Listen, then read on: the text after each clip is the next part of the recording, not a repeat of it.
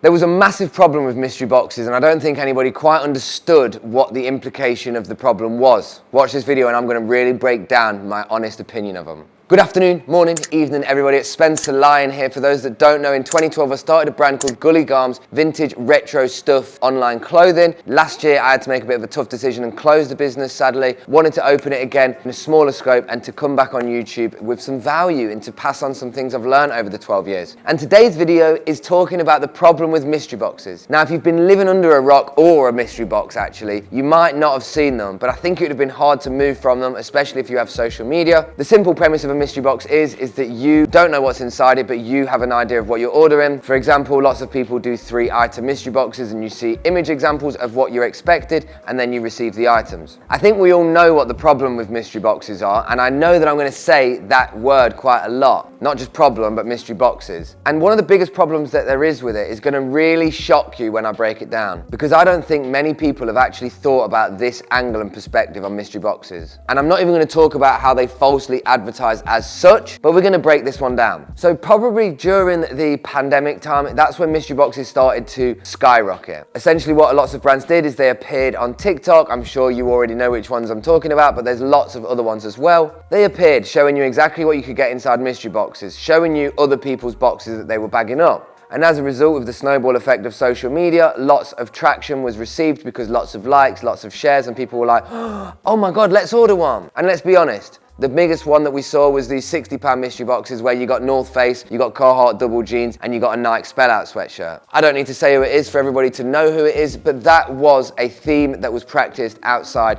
of the mystery box culture. I'll hold my hands up. I did actually do mystery boxes for a little bit, but what we did with ours was we offered people the option to choose their sizes, choose the brands, and they received those brands. And I guarantee you, not one customer that received a mystery box was unhappy because of the brands they received, because they selected them. And we charged £30 for 3 items. But I'm going to move it away from me and we're going to go into this topic. The biggest issue with the mystery boxes is probably going to surprise you with what I'm going to say. A lot of people might question the fact of the price, or a lot of people might question the authenticity of the products they receive, but they are not the biggest issues with mystery boxes. The idea of it is to simplify your process and entry point into a new style of clothing or a new fashion. Companies that you choose to select the mystery boxes you trust have your best interest because social media tells you and their reviews look good. And can I just remind you guys that people can actually buy Trustpilot reviews. You do with that information what you want. You trust these companies. You think that they know what they're building because you see them building lots of boxes. And there's two sides to this story, but it still comes down to the customer is in the total right of being unhappy with where these have gone. And as a result of being a seller as well, I think there was a big issue with what mystery boxes did to the culture and the ecosystem of secondhand and vintage. You go to a company that you think, I like this company, I want one of those North Faces, I want it in a small £60,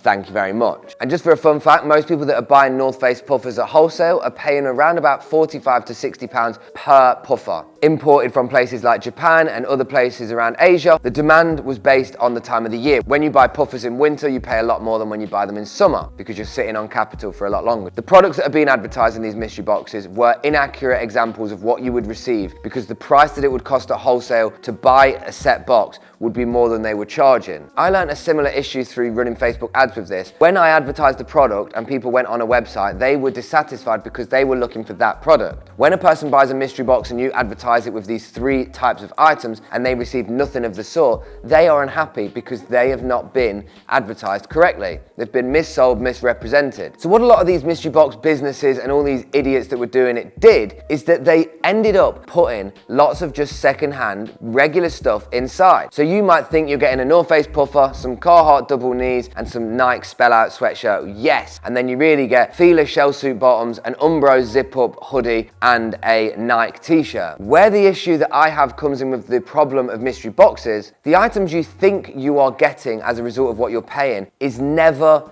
accurate, and those items would never be received by that person at that price. And most of the time, if you're buying mystery boxes, you're probably not a vintage or a secondhand buyer normally, and it is definitely a new industry you're trying. And as a result, you buy what you think is premium grade and you get middle of the run secondhand and just regular clothing, which is still good. And like I say, that's what I preach, the secondhand. Your opinion is jaded, and as a result, what you receive, you hate even more. So what this did to the stigma of the secondhand, it not only perpetuated perpetuated people to dislike what they received as a result of what they were expecting, but people started to dislike the brands like Fila, the Umbros, the Champion, all these things because it's not what they were expecting. Their experience of what they received in a mystery box is a direct correlation and relation to the market of those other brands. Unfortunately, we live in a society where people jump to very specific brands like North Face, Stussy, Supreme, and these sort of brands. We can't change that. People have different entry points into fashion. Right now for me, I'm wearing a Next jacket, Adidas velour bottoms, and a Nike dry fit top. Couldn't care less if it matches or not. This is just what I'm wearing.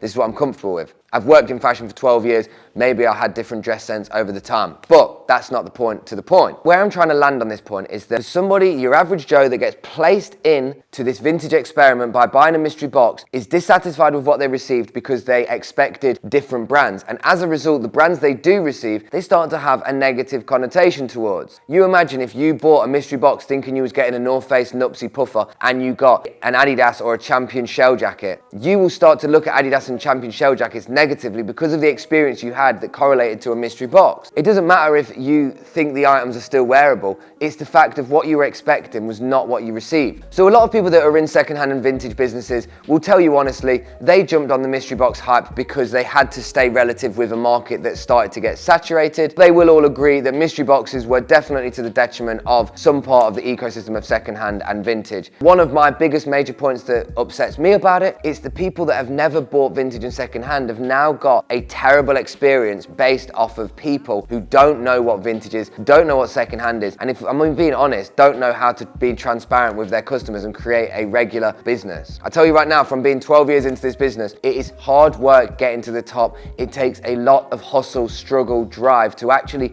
make sales, make progress, and consistently get up and get leverage. So to have mystery boxes that came on the scene and did this copy and paste and everybody thought they've got a million of all these were chatting out of their absolute arse. And they knew they were. And that's why their market value went like that to that. I guarantee you the mystery boxes and the whole process of that will always have people's interest because people are curious by the mystery element. But I will be honest with you guys, if it's too good to be true, it probably is. And if you want to know how much these items cost for at wholesale generally, please ask a reputable vintage and secondhand seller. Maybe someone like me. Spen, I like the look of this mystery box. They say that they're going to put this in it. What's the actual price that this would be at wholesale? And I'll tell you if that would be worth their time. Volume can play a big role into the price and the leverage that you can actually get, but realistically speaking, North Face puffers, you wouldn't be getting them at £10 a puffer in order to put them in a £60 bundle. And that was where the market would have to be. You would have to be buying them at £10, which would mean they're either fake or they're not North Face. And which one do you think it is? Probably the latter. Feel free to drop some comments on this one. The mystery box, the whole process and ecosystem of it has been a big frustration for a long time. It caused a lot of friction with people who were genuine, honest, hard selling vintage and secondhand resellers. And now we are picking up the pieces of what that negative connotation had to a big majority of customers who unfortunately received bad mystery boxes. And if you are somebody that bought a mystery box online at any point, can I just say on behalf of the honest vintage and secondhand reseller community that they do not reflect the qualities and conditions of actual secondhand and vintage clothing, and you should still consider the purchasing of sustainable clothing still. Guys, as always, feel free to drop comments of any thoughts you've got. A couple videos on here, maybe. Feel free to let me know what you think on this one. Stay safe, stay sustainable, stay original, and if you want to be an honest, hard-working seller, don't try and do mystery boxes. Just keep the hustle going. Buying and selling vintage and reselling secondhand individually and doing your thing. Trust the process and watch you skyrocket to the moon, okay? Big up, guys.